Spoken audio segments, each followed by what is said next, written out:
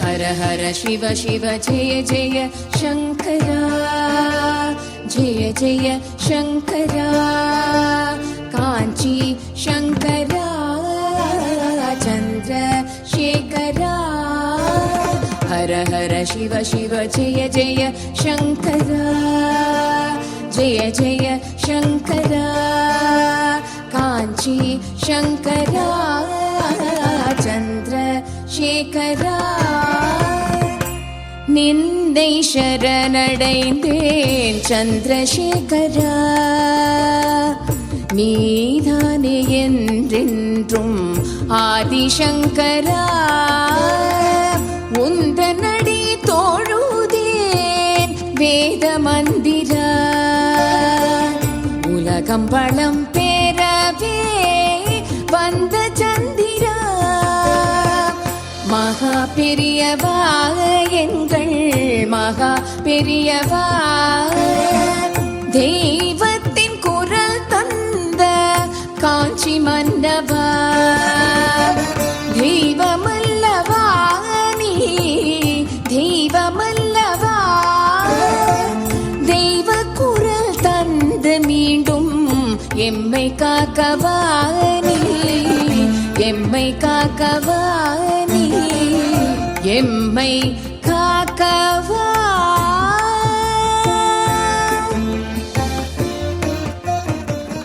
ஸ்ரீ குருப்யோ நமக. ஹரஹர சங்கர, ஜெய் ஜெய் சங்கர. நின்னை சரணடைந்தேன் என்ற இந்த நிகழ்ச்சியின் வாயிலாக உங்களை மீண்டும் சந்திப்பதில் மிக்க மகிழ்ச்சி. ஹர ஹர சிவ சிவ ஜெய ஜெய சங்கரா, ஜெய ஜெய சங்கரா, காஞ்சி சங்கரா, சந்திரசேகரா. இந்தியா முழுக்க பெரியவா எங்கெங்கெல்லாம் போய் அந்த மடத்துக்கு எல்லாம் பண்ணியிருக்காளோ அந்த இடங்கள்லாம் போயிட்டு நம்ம சப்தாகம் பண்ணணும்னு முதல்ல காசியில் சப்தாகம் வச்சேன். அப்போ என்னாச்சு, ஒரு நாள் காசி இல்லையா, எல்லாம் பட்டுப்படம் வாங்கலாம், காசி பனாரஸ் சரி பனாரஸ் எல்லாம் கிளம்பிண்டா. அப்போ ரவி மாமா இங்கே டிஷர்லேயே காத்தால பிரவச்சனம் நடக்கும், சாயந்தரம் பிரவச்சனம் பூஜையெல்லாம் நடக்கும், எல்லாம் நடந்துருந்தா. அப்போ ஃப்ரீயாக உட்காண்ட்ருந்தான். நீ என் கடவுள் சும்மா இருக்கலாம், வர் நீ போகலையா புடவை வாங்க அப்படின்னா. நான் சொன்னேன், ஐயோ நான் புடவை வாங்கிக்கலாமா போகலாமான்னு. சரி போயிட்டு வாங்க. அப்போ நீ தனியாக போறியா? நான் இங்கே என்ன பேசுறேன், அண்ணா உட்காண்ட்ருந்தான். தனியாவா போறேன்ட்டு, பெரியவா தான் என் கூடயே இருக்காளே அப்படின்னுட்டு அண்ணா கொஞ்சம் பணம் தாங்கலை, ஏன்னா ரூமுக்கு போய் எடுத்துடணும்னா. அவரை போய் பணம் கேட்குறான். இல்லை பரவாயில்ல பரவாயில்லன்னு ரவி அண்ணா ஏதோ பணம் கொடுத்தான். வாங்கிட்டு போகிறேன். எந்த கடையில் நான் போய் வாங்க போறேனோ இவ்வளோ பெரிய பெரியவா படம் மாட்டி வச்சிருக்காவா, பெரியவா பக்தா போட்டிருக்கோம் அப்படி இருக்கு. நான் படம் வாங்குறது விட்டு, ஆஹா இங்கே பெரியவா இருக்காளே, நான் சொல்லிட்டு வந்தேனே பெரியவா இருக்கான்னு. அப்புறம் அவர் இந்த இதில் கல்லாப்பெட்டிக்கிட்ட அந்த இதில் கேஷ் பாக்ஸ் இடத்துல ஒரு படம் வச்சு ரொம்ப அழகாக. அந்த படம் அது என்னென்னா, பெரியவாளை அவர் ஒரு தடவை ஃபோட்டோ எடுத்தாலும், ஃபோட்டோவில் பெரியவா அவரை கேட்காம எடுத்திருக்கா. ஃபோட்டோவில் பெரியவா வரல. உடனே அவர் என்னடா ஃபோட்டோவில் பெரியவா வரலையே அப்படின்னு. ஏண்டா என்னை கேட்காம ஃபோட்டோ எடுத்தியா, இப்போ நான் நிற்கிற எடு ஃபோட்டோ அப்படின்னு அழகாக சிரிச்சுட்டு ஒரு போஸ். ஆர்த்தி எனக்கு அதை கொடுத்துருக்கா. உங்கள் ஊர்படி இவ்வளோ இடத்துக்கு அந்த பெரியவாளை அவள் அதே வாங்கி கொடுத்தா. வீட்டில் வச்சுருக்கேன் நான் அந்த பெரியவா. அந்த பெரியவா படத்தை அங்கே பார்த்தேன். நான் பார்த்ததே இல்லை. ஐயோ எனக்கு இந்த ஒரு புடவை வாங்கிட்டாலும் பரவாயில்ல, இந்த பெரியவாளை கொடுத்துருங்கோனே எனக்கு அப்படின்னு அந்த புடவை கடைக்காரர்கிட்ட கேட்டேன். அவர் சொன்னால், அம்மா யாருக்கும் சொல்லாதீங்கோ, நிறைய பேர் வந்திருக்கா, ரொம்ப வேண்டியவளா வந்துட்டா, தெரியாமல் கொடுத்துட்றேன் எடுத்துட்டுருங்கோட்டார். சரி அதை வாங்கிட்டு ஏதோ ஒரு புடவையும் வாங்கிட்டுன்னு நினைக்கிறேன். வந்தோன்னா பார்த்தேலா பெரியவா வரமாட்டான்னால, யார் வந்தா துணைக்கு, பெரியவாலே வந்தா என்னோட அப்படின்னு ரவி அண்ணா சிரித்தார். அன்றைக்கி என்னாச்சு, எனக்கு எதுவுமே வாங்கினா கூட நான் காஞ்சிபுரத்தில் அண்ணா கோவிலில் வச்சு தான் கொண்டுருவேன். பெரியவாளை நிறைய வாங்கிப்பேன். குட்டி I thought I have to bring, மறந்துட்டேன், அடுத்த பார்த்தா கொடுத்து விடுறேன். பெரியவாளை கொடுப்பேன் எல்லாருக்குமே. ஸ்டாண்டோட பெரியவா அவளுக்கு பிரதர்ஷனம் பண்ணுங்கோம்பேன், ரட்சை எடுத்துக்கோங்கோம்பேன். நம்மளால் நல்லதை சொல்லணும், எடுத்துக்கிறதும் எடுத்துக்காதும் கேட்டுக்கிற அவளுடைய இஷ்டம், சொல்கிறது நம்ம சொல்லிடணும் இல்லையா. அது மாதிரி அப்போ என்ன அண்ணக்கிட்ட, அண்ணா இதை நீ இன்றைக்கி பூஜையில் வைங்கோ, வச்சுட்டு எனக்கு கொடுங்கோன்னு. சரி அந்த பெரியவாளை அழகாக எல்லா பெரியவாள்கிட்ட சேர்த்து வச்சிட்டான். அன்றைக்கி என்னென்னா கனகாபிஷேகம் நடத்தணும். சொல்லிட்டு வரா இல்லையா, அதில் கனகாபிஷேகம் பண்றா பெரியவாளுக்கு. காசியிலேருந்து காசி விஸ்வநாதத்துலேருந்து பெரியவா படத்தை கொண்டு வந்து காசெல்லாம் வந்து என் பெரியவாளுக்கும் சேர்த்து நான் வாங்கின அந்த பெரியவாளுக்கும் கனகாபிஷேகம் பண்ணி அன்னைக்கு ராத்திரி சொப்பனத்தில் பெரியவா வந்துட்டா. நீ என்ன வாங்கியிருக்கே, எங்க வச்சுப்ப, அலமாரியில் வச்சுப்பியோ இதில் இடம் அப்படி கேட்குறாரு. அலமாரிலே கொண்டு வச்சேன். அவ்வளோ புனிதமாக அந்த படத்தை எடுத்தனவே இன்றைக்கே சுவாமி ரூமில் இருக்குது அந்த பெரியவா, அங்கே வாங்கின பெரியவா. இதுக்கு சொன்னேன் பெரியவா கூட வராளான்னா கூட வரா, இப்போ என்னோட இருக்கா, உள்ளேருந்து பேசுகிறா, நிச்சயம் அது நம்ம அனுபவத்திலே தெரிஞ்சுட்டு இருக்கோம் அப்படின்னு. அது ரொம்ப அனுபவம். அதே மாதிரி இந்த பெரியவா நான் எந்த படம் வாங்கினேனோ அது பெல்காமில் என்னுடைய பெரிய பொண்ணோட பொண்ணு சர்ஜன், அவன் ஜென்ரல் சர்ஜன். அவள் எம்பிபிஎஸ் முடித்து ஜென்ரல் சர்ஜன் போஸ்ட்டு பெல்காமில் அவளுக்கு எம்எஸ் கிடச்சிது. 2வது வருஷமே கல்யாணம் பண்ணணுன்னு மாமனார் ரொம்ப தொந்தரவு பண்ணார். பார்த்தோம் கல்யாணம் ஆகிடுது. கல்யாணம் கன்சீவ் ஆகிட்டான். 3rd இயர்லேயே கன்சீவ் ஆகிட்டான். அப்போ டெலிவரிக்கு வரணும். அப்போ டெலிவரிக்கு மெட்டர்னிட்டி கொடுப்பாளா என்னன்னு தெரியாது. தெரியாமல் அந்த பொண்ணு அப்போ அவள் தாத்தா வேறு இறந்து போயிட்டான் சமயம். அவள் ரொம்ப நொந்து போயிட்டு பேசாமல் 2-3 மாதமும் இருந்துட்டான். அப்புறம் அவருக்கு அங்கேருந்து வந்துட்டு நீ உடனே வந்து ஜாயின் பண்ணு. 1.5 மாதம் குழந்தை கையில். என் பொண்ணு குழந்தையே பார்த்ததில்ல. அதுவும் அப்போ தான் வச்சுருக்கு. அது உடனே காலேஜுக்கு போகணும். நைட் ஷிஃப்ட்டு டே ஷிஃப்ட் எல்லாம் வரக்கூடிய தெரியும் இல்லையா, சர்ஜரின்னா அதை பண்ணணும் இல்லையா. எங்கள் ஆத்துக்கார் தான் துணைக்கு போனார். அங்கே போயிட்டு ஒரு 10 நாள் இவர் இருந்தார். ஒரு ஆட்டோக்காரரு, ஒரு மெய்டு எல்லாம் பார்த்து கொடுத்து எல்லாம் பண்ணிட்டு இவர் ரிட்டர்ன் ஆகிட்டார். என் பொண்ணு பெரியவா, அது நைட் ஷிஃப்ட் போயிடும். 1.5 மாதம் குழந்தை பால் பாட்டில் வச்சுட்டு பெரியவான்னு பெரியவா தான் அந்த குழந்தைய வளர்த்தா. அனுஷ நட்சத்திரம் தான் பிறந்தது. அது பெரியவா தான் வளர்த்தா. அங்கே பெல்காமில் ஒரு தியான மண்டபம் நான் போனேன். 3 நாள் தான் போயிருக்கேன். ஃபஸ்ட் டைம் இந்த மாதிரி கஷ்டப்படுறேன், நம்மளும் போய் ஒரு 10 நாள் இருந்துட்டு வருவோன்னு போனால் என்னை கூட்டிகிட்டு போகிறேன். அந்த தியான மண்டபத்தில் தான் இந்த பெரியவா தான் நிற்கிறா. அவ்வளோ பெருசுக்கு அங்கே போய் உக்காந்து எழுனா அப்படி ஒரு அமைதி, அப்படி ஒரு நமக்கு ஒரு பாதுகாப்பு.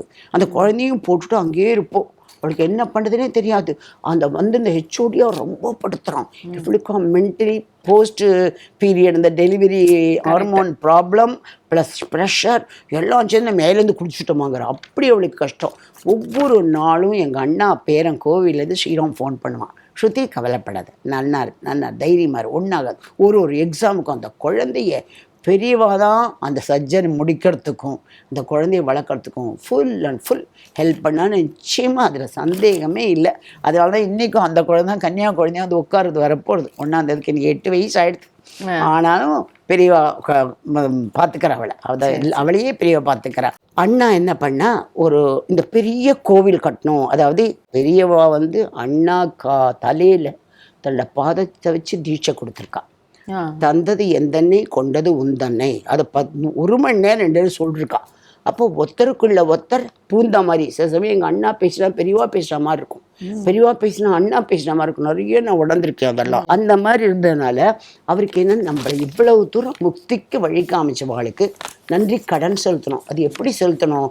ராஜராஜ சோழன் எப்படி கட்டினானோ, கோவில் கட்டினானோ, அந்த மாதிரி உலகம் முழுக்க திரும்பி பார்க்குற அளவுக்கு ஒரு கோவில் கட்டினோன்னு 7 ஏக்கர் நிலம் வாங்கிட்டார். எல்லாம் எம்எஸ் சுப்ரலட்சுமி ரொம்ப அதுக்கெல்லாம் ஹெல்ப் பண்ணிருக்கா. எல்லோரும் நிறைய வந்து போய் பண்ணுவா. பெரிய பெரிய மனுஷாலாம் அதில் இருந்திருக்கா. எனக்கு அதெல்லாம் அவ்வளோ தூரம் தெரியாது. நான் ஒன்றுமே பண்ணலம்மா. ஆனால் எனக்கு பெரியவா அவ்வளோ கருணை பண்ணியிருக்கான்னா நான் எவ்வளவு பாக்கியம் பண்ணியிருக்கேன் இல்லையா. அதெல்லாம் நிறைய சர்வீஸ் பண்ணுறவளாம் இருக்கா. ராத்திரி பகலாக இப்போ உழைச்சின்னு இருக்கா. நம்ம அதெல்லாம் நான் போனால் நான் கீழே உட்கார முடியாது. எனக்கு தட்டில் கூட சாப்பாடு கொடுத்து பெரியவா இப்படி இருன்ற போல் இருக்கு என்ன நினச்சிப்பேன் நான்.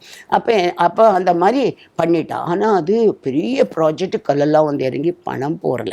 முக்கால்வாசி முடியும் பொழுது அப்புறம் மடமாக பார்த்து ஜெயதேச சுவாமிகள் நான் முடிக்கிறேன்னு சொல்லி அவள் தான் அதை முடித்தா. அண்ணாக்கு என்னென்னா, அந்த கோவில் ஆரம்பிக்கிறதுக்குள்ள பெரியவா 3 தடவை கேட்டாளே, நம்ம இந்த கோவில் கட்டிடலாம். ஆற்றுலேயே ஒரு கோவில் இருக்குது, அது ஆற்று கோவில். அது பெரிய இடத்துல 4 கிரவுண்டில் கட்டிருக்கு. அது நம்ம இடம். விநாயக்கு சுபாஷி நாங்களும் வாங்கினோம். அப்புறம் வேணாம் பணம் இருக்குன்னு எங்களுக்கு திருப்பி கொடுத்த 6 ஆளுக்கு 1 லட்சம் போட்டு 4 கிரவுண்ட். அதில் ஒரு கோவில் இருக்குது. அதை தவிர மணிமண்டபம். சரி, எல்லா இடமும் கோலாகலமாக இப்போ நடக்கும். அப்போ அந்த கோவிலுக்கு இந்த இடத்துல ஒரு கோவில் கட்டணும்னு நினச்சிருக்காரு போலுக்கு. எங்கள் சித்தி மங்களம்னு கல்யாணம் பண்ணிக்கல, மாமா கல்யாணம் கும்பகோணத்தில் தான். இப்போ அங்கே செல்லம்மா பாட்டின்னு நிறைய பெரியவங்க மேலே பாட்டு எழுதுவா. செல்லம்மா பாட்டி ரொம்ப ஃபேமஸ்.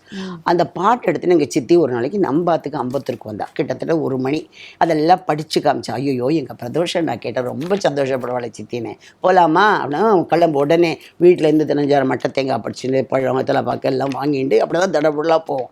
போய் இறங்குறோம் 4:30 மணி. காரில் போகிறோம். என் பையனுக்கு ஹிந்தி எக்ஸாம், அவள் ஹிந்தி டீச்சர். வாடா நான் அவனுக்கு ஹிந்தி சொல்லித்தரேன், வாடா காஞ்சிபுரம் போகலான்னு போயிட்டோம். போனால் ஸ்தபதி வந்து ஏதோ வரைஞ்சிருக்கார். நான் இங்கே மன்னி என்ன மன்னி அங்கே அந்த கொட்டகை இருக்கிற இடத்துல என்ன மன்னின்னு, அண்ணா இங்கே கோவில் கட்டுறாளாம் சொல்லாத, ரொம்ப கோவக்காரர், யார்கிட்டையும் சொல்லக்கூடாதுன்னு இருக்கார். அப்புறம் கத்துவார் சொல்லாதண்ணா. அது என்ன அண்ணா எங்கிட்ட சொல்லாமல் இருக்கிறது? அண்ணா நான் ஒரு நெக்லஸ் படிக்கிறதுக்கு 10,000 ரூபா கையில் வச்சுருக்கேன், அதை இப்போ நான் முதல்ல இந்த கோயிலுக்கு கொடுக்க போகிறேன், நீங்கள் என்ன பண்ணாலும் சரிண்ணே. டேய் அப்போ நீ ஒரு 20,000 கொடுறா கணேஷா. உடனே வருது உரிமையாக கேட்டு விட்டார். எங்கள் மாமா எங்கள் சித்தி எல்லாத்தையும் அங்கேயே 60-70 நான் கொடுக்குறேன் நீ கொடுக்குறேன்னு வந்துட்டு அடுத்த ஜெயந்திக்கு பஸ்ஸு பிடிச்சி அனுஷத்துக்கு போய் அனுஷன் நடக்கிற அன்னைக்கு நைனாஷை கட்டிண்டு அண்ணா என்னை ஒரு தட்டில் அந்த 10,000 வச்சு கேஷாக கொண்டு போயிடுறேன். ஏன்னா செயின் தான் படிக்கிறதுக்கு வச்சுருந்தேன். அதை எடுத்துகிட்டு போய் கௌரி கல்யாணம் படி அந்த பெரியவாந்தத்தில் வச்சது இன்றைக்கி நினச்சாலும் நான் எவ்வளவு நன்றி கடன் எங்கள் அண்ணாவுக்கு செலுத்தணும். எனக்கு அப்படி ஒரு பாக்கியத்தை எவ்வளவோ பேர் அப்படியே கொட்டுறாமா. பெரிய ஜெயந்தினா சுபாஷ் ரெடி பண்ணிட்டு போயிருக்கான். அங்கேருந்து 25 லட்சம் வரும், இன்னொருத்த 10 லட்சம் வரும். நான் அதுக்கேற்றுன்னு இருக்கேன், நான் இதுக்கேற்றுக்கேன்னு அள்ளி கொட்டுறா. என் கையால் அந்த பணம் அந்த பெரியவா கோயிலுக்கு போகணுன்னா எவ்வளோ கொடுத்து வச்சுருக்கோம் இல்லையா, அந்த நன்றி கடன். எங்கள் சித்தி பொண்ணு பாமதின்னு அவளுக்கு அந்த கோவில் வந்துடுத்து. கோவில் வந்தாச்சு, பிரமாதமாக எல்லாம் நடந்துட்டு இருந்தது. கொஞ்ச நாள் அண்ணா கோவில் கும்பாபிஷேகம் தான், அப்புறம் அண்ணா மறைஞ்சிட்டா. அப்புறம் ஸ்ரீராம் தான் இப்போ எடுத்து பார்த்துட்டு இருக்கான் எல்லாமே. அப்போ என்னாச்சு, அந்த பொண்ணுக்கு பிரெயினில் டியூமர் வந்துடுது. சரி, ஹைதராபாத்தில் இருந்தால் ரொம்ப நல்ல பொண்ணு.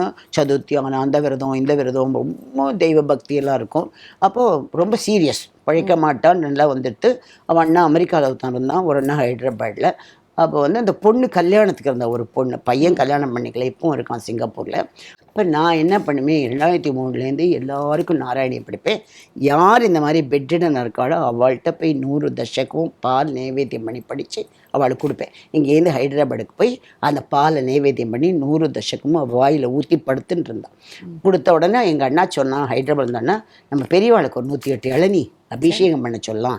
ஏன்னா விநாயகரோட குழந்தைக்கு பேத்தி ஒரு வயசுக்குள்ளேயே ஹார்ட்டில் ப்ராப்ளம். அப்போ எங்கள் பிரதோஷம் நான் 108 குடம் பால் 108 இளநீ அபிஷேகம்லாம் அந்த குழந்தை ஆப்ரேஷன் போது பண்ணினான். அது ஞாபகம் வந்தது, அதை மாதிரி பண்ணலாமான்னு பண்ணலான்ட்டு எங்கள் அண்ணன் அங்கேருந்து வந்தான். அனுஷத்தனை காஞ்சிபுரம் போனோம். ஸ்ரீராம் 108 இளநீ வாங்கி அத்தனையும் உடைச்சி கொடுக்க சொல்லி அபிஷேகம் பண்ணி எல்லாம் ஆச்சு. எப்போவுமே அனுஷன்னா காத்தால ஆயுஷமும் ஆவந்தி ஹோமம், பெரியவாளுக்கு அபிஷேகங்கள், அதுக்கப்புறம் அலங்காரம், அதுக்கப்புறம் ஒரு சுவாசினி பூஜை, அதெல்லாம் முடித்து 30-35 பேர் சாப்பாடு. மடத்தில் யார் பார்க்க வந்தாலும் அவளும் சேர்ந்து இங்கே வந்து சாப்பிட்டு போயிடுவான். எத்தனை பேர் வருவான்னு தெரியாது. ஸோ நானும் அண்ணாவும் முடிஞ்ச உடனே இப்போ ஒரு வருஷத்துக்கு எவ்வளோ ஆகும் ஸ்ரீராம் கேட்டு 5,000 ரூபா ஆகுது. எப்போ 2008-9 நினைக்கிறேன். 5,000 ரூபா ஆகும் அப்படின்னு சொன்னான். உடனே நான் அண்ணா சொல்ல நம்ம 2 நிமிஷம் கொடுத்துடலாம். சரி, அங்கேயே அந்த 5,000 ரூபா கொடுத்துட்டோம். வீட்டுக்கு வந்தேன்னா ஏன்னா 5,000 ரூபா தானே நானையும் அனுஷம் பண்ணேன் இந்த பெரியவா ஜெயந்தி. சரி பண்ணலாம், நீ ஒரு மாதம் கொடு, நான் ஒரு மாதம் கொடுக்குறேன். இப்படி ஆரம்பித்தது. என் பொண்ணு, என் மாப்பிள்ளை, என்னோடய ஸ்கூலில் வேலை பார்க்குற டீச்சர், அப்படி பெருகி இன்றைக்கி 38 பேர். இப்போ ஏதாவது ஒரு வருஷத்தில் ஒரு மாதம் நமக்கு என்ன நடந்தோ பெரியவா என்ன பண்ணாலும் ஞாபகமாக அவர் ஜெயந்திக்கு 10,000. அப்போ ஒரு மாதத்துக்கு 30,000 ரூபா கண்டிப்பாக போயிடுது. எதுக்குன்னா என்னை வச்சு எங்கள் அண்ணா ஆரம்பித்த கோயிலில் வருஷம் முழுக்க அந்த ஒரு சாதம் எடுத்து அந்த ஒரு பிரசாதம் பண்ணி ஏதோ சாப்பாடு கோலாகலமாக அங்கே நடக்கிறதுக்கு ஒரு 30,000 ரூபாயாவது நம்ம கொடுப்போம். அட்லீஸ்ட் விளக்கேறேன் இல்லையா, ஒரு சமையல் சாப்பாடு எவ்வளவோ செலவாகுது, எனக்கு அதை பற்றி தெரியவே தெரியாது. இதையாவது நம்ம பண்ணணும் அப்படின்னு மனசு லாஸ்ட் பிரெத் இருக்கிற வரைக்கும். அதையும் என்ன பண்ணுறேன், எல்லாம் 28 வயசு 35 வயசுக்காரளா. அப்போ தானே அவள் ஒரு 30 வருஷம், நான்லாம் இன்னும் எத்தனை வருஷம் இருப்பேன்னு தெரியாது. அந்த மாதிரி அனுஷ குடும்பம் அப்படி அதுக்கு பேர் வச்சுருக்கோம். எதுக்குன்னா இந்த பாமதியால் உருவான குடும்பம்.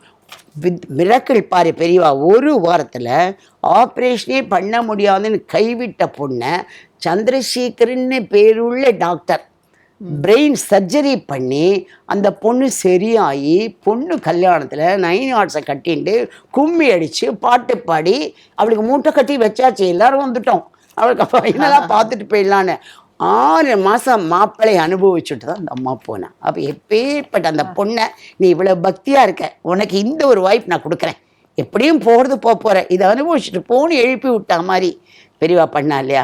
இது எவ்வளோ மனசுக்கு என்ன ஒரு சந்தோஷம் கொடுக்குறது, எவ்வளோ பெரிய அதிசயம், உலகத்திலேயே இப்போ நடந்த அதிசயம் அது ஒன்று. அதே மாதிரி எங்கள் அண்ணா பையன், அவன் ரொம்ப நல்ல பையன், நல்ல highly intelligent. Australia, Singapore, America எல்லா இடத்துலையும் வேலை பார்த்துருக்கான். HCL top rank. அவன் பெங்களூர்ல இருந்தால் மெட்ராஸும் செட்டில் ஆகிட்டான். ஒரு பொண்ணு ஒரு பிள்ளை கல்யாணம் பிள்ளை கல்யாணம் பண்ணிட்டான். பொண்ணு கல்யாணம் வச்சுட்டுருக்கான். என்ன பண்ணால் அண்ணாக்கு காரியம் பண்ணோன்னு ராமேஸ்வரம் போயிட்டு காசி போயிட்டு திருப்பி ராமேஸ்வரம் வந்தோம். இது கேட்டு அந்த பொண்ணு ரெஜிஸ்டர் மேரேஜ் பண்ணால் தான் வீசாக்கெல்லாம் இருக்கும், அப்புறம் கல்யாணம் பண்ணோன்னா ஹைதராபாத் கூப்பிட்டா. Severe fever. அதோட இவன் ட்ராவல் பண்ணிருக்கான். போய் அலட்டின்னுட்டான். பொண்ணை என்னதான் ரெஜிஸ்டர் மேரேஜ் பண்ணாலும் அந்த பிரியரான்ற ஃபீலிங் வேறு வரும் இல்லையா? எல்லாம் சேர்ந்துட்டு இவனுக்கு ரொம்ப ஜுரம் ஜாஸ்தியாகிட்டு அங்கேயும் வந்து ஹாஸ்பிட்டலில் அட்மிட் ஆகிடான். அவனும் மே மாதம் அனுஷத்துக்கு கொடுக்குறான். எங்கள் குடும்பத்தில் அனுஷ குடும்பத்தில் அவன் உடனே அந்த பொண்ணு அவன் அந்த ஃபீவருக்கு போய் பிரெயினில் அட்டாக் ஆகிடுது. ட்ரிப்பை போட்டுக்க மாட்டேங்கிறான், காலை உடைக்கிறான், கையை உதைக்கிறான், ராத்திரி பகல் அலப்புறான் புலம்புறான். அந்த பொண்ணு பயந்து போய் அத்தே இந்த மாதிரி பண்ணுறான், நான் என்ன பண்ணுவேன் அப்படின்னு. உடனே பெரியவா ரட்சணை கொடுத்தேன். உடனே பெரியவா ரட்சை கொண்டு இடுமா, பெரியவா படத்தை வச்சுன்னு நீ எத்தனை பிரதர்ஷனம் படுவோம், பெரியவா கதி, நமஸ்காரம் பண்ணு, இதை நீ பண்ணு அப்படின்னு சொல்லிட்டு நான் என் ஸ்ரீராமுக்கு சொல்லுவேன். ஸ்ரீராமா உன்னை தொந்தரவு பண்ணுறேன்னா, சித்தி நீங்கள் தொந்தரவு பண்ணிட்டே இருங்கோ, எனக்கு அது ரொம்ப பிடிக்கும், ஏன்னா அதுக்கு தான் நம்ம இருக்கோம். யாருக்கு உடம்புனா ஸ்ரீராமா பெரியவாக்கு அது சொல்லு, அந்த பெரியவாவுக்கு அதில் சொல்கிறது அவ்வளோ விசேஷம். அங்கே இருக்கிற பெரியவா பிரத்யட்சமாக வந்தவா, பெரியவா முக்தி அடைஞ்ச அன்னைக்கு எங்கள் அண்ணா போயிருக்கா. அப்போ என்ன மாமா இங்கே வந்திருக்கேள், உங்காத்துக்குன்னா பெரியவா போயிருக்கா, சீக்கிரம் போங்கோ அப்படின்னு யாரோ சொல்லிருக்கார். வந்து அண்ணா ஊர்வலம் பண்ணியிருக்கா அப்படின்னா எவ்வளோ சத்தியமாக அங்கே இருக்கார். அப்போ அவர் காதில் கேட்குறாரு எல்லாத்தையும். அவர்கிட்ட சொல்லுப்பா, அவளுக்கு பரீட்சைக்கு போனவான், இவளுக்கு உடம்பு சரியான எதையாவது அவனை தொந்தரவு பண்ணுறதே என் வேலை, என் பையன் திட்டுவான், எவ்வளோ அவளுக்கு பெரிய பொறுப்பில், நீ என்னம்மா எப்போ பார்த்தாலும் ஸ்ரீராம் என்னடா பண்ணுறது, எனக்கு அவர்கிட்ட சொல்லிட்டா சரியாக போயிடும், நம்பிக்கைடா. அவன் எடுத்தாலே எனக்கு பெரியவா கேட்ட மாதிரி இருக்கும், ஃபோன் எடுத்தாலே பெரியவா கேட்டா அப்படி தோணும். உடனே சொல்ல சொன்னேன். சரி, அவன் கண்டிப்பாக வேண்டிக்கிறேன் சித்தி, இப்பயே வேண்டிக்கிறேன் அப்படின்னு சொன்னவன் யார் வீட்டுக்கும் போக மாட்டான், யாரையும் ஒரு பைசா கேட்க மாட்டான். எப்படியும் நடக்கும், பெரியவா பார்த்துப்பா, நாங்கள்லாம் தான் பணம் அப்படிங்கிற மொழியை அவன் அப்படியே காத்தாலும் சார்ந்த வரைக்கும் திருவாகம் தேவாசரம் அண்ணாவே அவதாரம் தான். அவன் அந்த மாதிரி குழந்தை பார்க்கவே முடியாது. அவன் என்ன பண்ணிருக்கான், யார் வீட்டுக்கும் போகாதவன் அச்சத தீர்த்தம் ரட்ச ஒரு பெரியவா படம் எடுத்து நேராக அவாத்துக்கு போயிருக்கான். எங்கிட்டையும் சொல்லலை. ஹாஸ்பிட்டல்லேருந்து அட்மிட் வந்தாச்சு. ஃபிசிக்கலி இஸ் ஆல்ரைட், மென்டலி எப்போ ஆவான்னு தெரியாது. சித்த பிரம பிடிச்சி உட்கார்ற மாதிரி உட்காந்து வந்திருக்கான். இவன் போய் அந்த பிரசாதத்தெல்லாம் தீர்த்தம் தெளிச்சு அட்சதை போட்டு அந்த பொண்ணுக்கிட்ட படத்தை கொடுத்து இத்தரை ஏமாற்றும்னு ஒரு தேவார். இத்தரை ஏமாற்றை அறிந்திலேன் எம் பெருமான், அதை 108 கூட ஸ்ரீராம் பாராயணம் பண்ணுவோம் ஒரு நாளைக்கு. ஏதாவது அண்ணா அதை பாடுங்கோ, ரொம்ப விசேஷமான தேவாரம்பா. அதை அந்த பொண்ணை எவ்வளோ தடவை நீ படிக்கிறியோ படின்னு புக்கு கொடுத்து இவ்வளவும் பண்ணிட்டு வந்திருக்கான். அப்புறம் எங்கள் சித்தியை வருஷம் ஆராதனை வருது, நான் சித்தின்னு எனக்கு கூப்பிடான், சித்தி தானே, சித்தி பாட்டி சித்தின்னு தான் கூடுவான். சித்தியை வந்து வருஷ ஆராதனை கண்டிப்பாக வர சொல்லு, நான் தீர்த்தத்தையும் அட்சதையும் கொடுக்குறேன், சித்தி கையால் நேரம் வந்து அவனுக்கு தெளித்து இட்டு விட சொல்லு, அந்த அட்சதையை போட சொல்லு, சரியாக போயிடுவார் அப்படின்னு சொல்லியிருக்கான். சரின்னு ஆராதனைக்கு நான் இங்கேருந்து அதுக்காக போனேன். போயிட்டு எல்லாம் வாங்கிட்டு இதே மாதிரி எல்லாருக்குமே நான் நாராயணன் படித்து பாலை கொடுப்பேன். உடனே இவனுக்கு கொடுக்கணுன்னா அவ்வளோ அழகாக பெரியவா படம், நாராயண படம் எல்லாம் குருவாயூரப்பன் படம்லாம் வச்சு ரெடி பண்ணியிருந்தான். அப்படியே உட்காண்டிருக்கான், ஒன்றுமே இல்லாமல். போய் முதல்ல அட்சதை ரட்சை எல்லாம் அவனுக்கு கொடுத்துட்டு 3 மணி நேரம் உட்காந்து அந்த நாராயணன் படித்து அந்த பாலும் கொடுத்துட்டு சாப்பிட்டுட்டு வீட்டுக்கு வந்துட்டேன். Whether you believe me or not, 4 மணிக்கு அந்த பொண்ணு ஃபோன் பண்ணுறா, அத்தே தூங்கி எழுந்து எங்கள் ஆத்துக்கார விஜின்னு சாதாரணமாக வந்துவிட்டார், தட் ஹஸ் கான். எப்படி போச்சுமா, எப்படி போச்சு பெரியவா, அப்படி ஒரு அதிசயம்னா எனக்கு அப்படியே தாங்க முடியல. அது என்ன தெரியுமா, என்ன ஒரு கருவியாக வச்சு பண்ணா இல்லையா, சித்தி கையால் போய் கொடுன்னா அப்போ அவன் நம்மளை எவ்வளோ தூரம் மனசில் வச்சுருக்கான். நம்ம அதுக்கெல்லாம் எத்தனை பிறவி எடுத்தாலும் வராதுமா, அந்த ஒரு பாக்கியம் கிடச்சிருக்கலே. அவள் உள்ளத்திலாம் நம்ம இருக்கோன்னா எவ்வளோ பெரிய பண்ணியிருக்கணும் இல்லையா? அது மாதிரி இப்போ அந்த பொண்ணு சொல்லி அது இப்போ நான் பெங்களூரில், என் பொண்ணு பெங்களூரில் இருக்கா. ஒரு பொண்ணு பெங்களூர், அவள் அதுக்கார காஃபி மர்ச்சன்ட்டு. அவள் நிறைய அவளும் அப்படிதான் பிஸ்னஸ் எதானாலும் பெரியவாளுக்கு அப்பப்போ ஒதுக்கின்னு இருப்பா. இதெல்லாம் நம்ம பண்ண புண்ணியம். நம்ம எந்த வழியில் போகிறோமோ குழந்தைகள் அந்த வழியில் வரணுமே இல்லையா? அதே மாதிரி அங்கே கேரியில் இருக்கா இன்னொரு பொண்ணு, அமெரிக்காலேயே செட்டில்டு. இவளுக்கு 2 பொண்ணு, அவளுக்கு 2 பிள்ளை, என் பையனுக்கு 2 பிள்ளை. அவள் நிறைய அவளும் என்கிட்ட நாராயண கத்துன்னு எல்லாருக்கும் இப்போ அவள் சொல்லி கொடுக்குறா. ஏன்னா அவளுக்கு டான்ஸு, பாட்டு, வீணை எல்லாமே நான் சொல்லி கொடுத்துருக்கேன். அதனால அது அவள் அங்கே பிரமாதமாக பண்ணிட்டு இருக்கா. அவள் நடேஷன் அனிதான்னு அந்த பொண்ணு பேர். She is around 45-50 years old.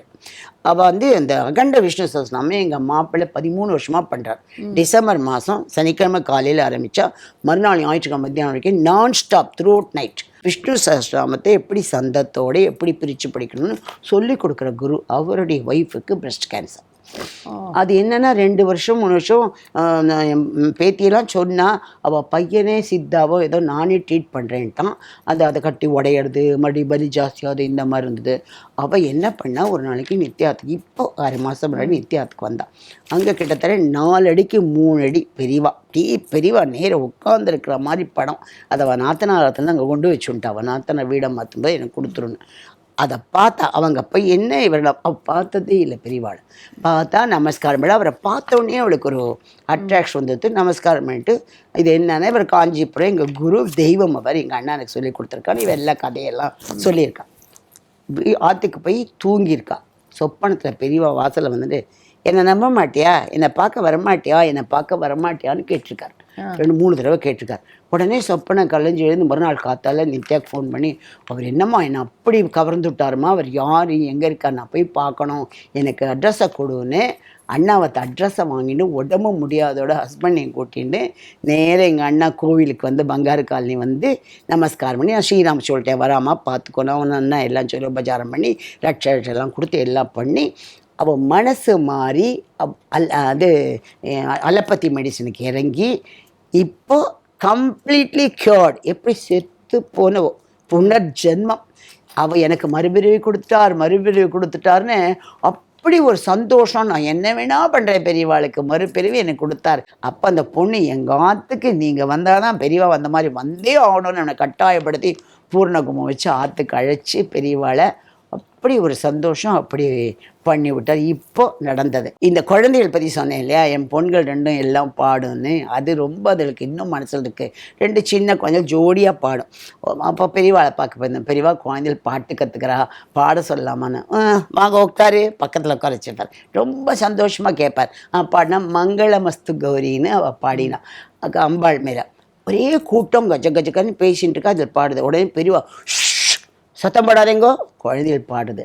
ஒரு சின்ன குழந்தை தன்னுடைய இதை வெளிப்படுத்துகிற திறமையை அதை கூட அவ்வளவு ஃபுல் அட்டென்ஷனோட கேட்கணும், மற்றவாளும் கேட்கணும். வருஷம் இருக்கும் இது கிட்டத்தட்ட 84, என் பையன் பிறக்கிறதுக்கு முன்னாடி 81, 82 அப்படி இருக்கும். அந்த மாதிரி இருக்கும். அந்த நாள்லேருந்து அப்படி போய் போய் போய் பழகின்னு இருக்கோம். அதனால் இப்போ என்ன ஆச்சு, பெரியவா இந்த கோவிலை என்கிட்ட கொடுத்துருக்காம்மா.